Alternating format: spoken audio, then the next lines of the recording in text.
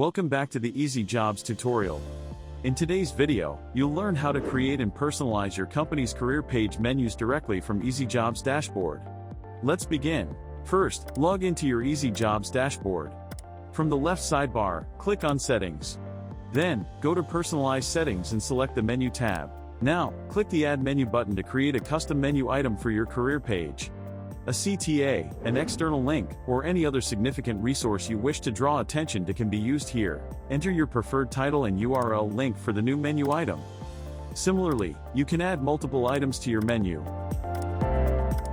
Next, check on box from two options, header and footer, to set the position where you want the new menu to appear on your career page. Now, check the Open in New Tab option if you'd like the link to open in a new tab.